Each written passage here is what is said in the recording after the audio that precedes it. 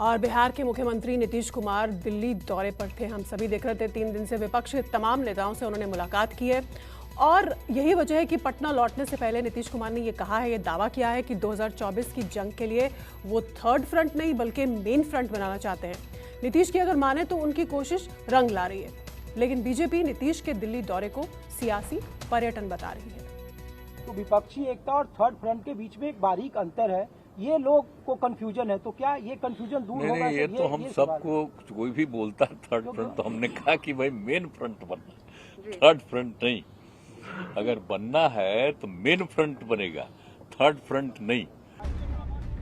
न दूसरा होगा न तीसरा होगा, हुकूमत से लोहा लेने वाला मोर्चा पहला होगा। विपक्षी नेताओं से मुलाकात के बाद नीतीश की इस मुनादी ने उन तमाम पार्टियों का सीना चौड़ा कर दिया होगा जो चुनाव दर चुनाव बीजेपी से मात खाते आ रहे हैं, सियासी मोर्चे बनाते हैं, चुनाव से पहले ही हार मान जाते हैं। जो लोग यहाँ थे, जो हैं, उनके यहाँ भी तुमसे बात तो हुई थी, लेकिन एक बार सबके कार्यालय में जा करके, लेकिन जो बात हुई थी तो उन लोगों से बात होगी कांग्रेस पार्टी के, तो बात तो हुई गई। और फिर मैडम आएंगी, बाहर हैं, तो उसके बाद जब आ जाएंगी तो एक बार आकर के उनसे भी मिल लेंगे। लेकिन बाकी अनेक पार्टियों से जो मिले हैं, बहुत अच्छा, मैं आपको बता रहा हूं कि बहुत देर तक बहुत अच्छे ढंग से बातचीत हुई है। सभी पार्टियों के प्रधानों से मुलाकात ने नीतीश कुमार को निजी तौर पर मजबूत कर दिया है। हालांकि प्रधानमंत्री के चेहरे पर अब भी तमाम अगर मगर बाकी हैं, लेकिन अरविंद केजरीवाल और ममता बनर्जी सरीखे सियासतदान भी लाल किले पर नजर टिकाए हुए हैं। लेकिन तजुर्बे के धनी नीतीश कुमार ने बड़ी चालाकी के साथ चेहरे का सवाल पीछे कर दिया है। देश की मौजूदा हुकूमत पर हमले की रफ्तार बढ़ा दी है। एक बात तो हम आपको बता देते हैं, आप जरा देख लीजिए कि कौन सा काम हो रहा है। अगर आप देखिएगा कि काम किए, तो जब बीजेपी और उस सब के साथ हम लोग थे, जो एनडीए बना था, तो श्रद्धेय अटल बिहारी वाजपेयी थे। आप जरा याद करिए कि 6 साल में उनके कार्यकाल में कितना काम हुआ, और अभी है कार्यकाल, कोई नया काम कुछ हुआ है?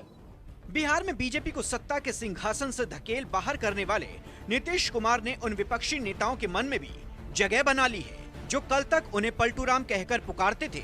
लेकिन नीतीश जानते हैं कि जब भी चेहरे का जिक्र आएगा, शासन काल में हुआ काम भी याद किया जाएगा।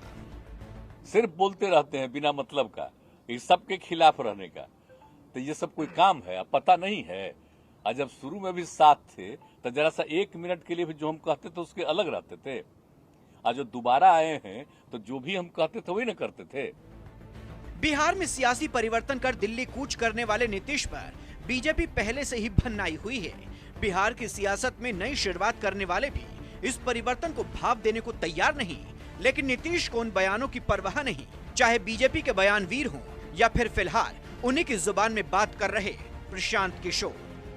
अगर ऐसा जो भी लोग सोचेंगे कि किसको बनाना बनाएंगे, हमको नहीं, हमारे मतलब से जिनको भी कुछ भी करना, हमको ही सब नहीं, हमारा बस एक ही है, सब लोगों को एक करना।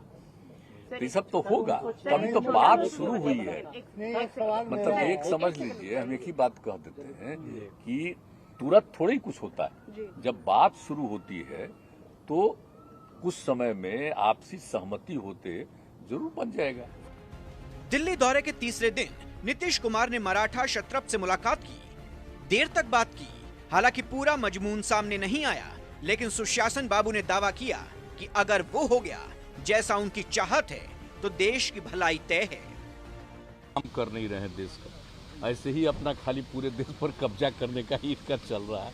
तो इसलिए एकजुट होना बहुत जरूरी है।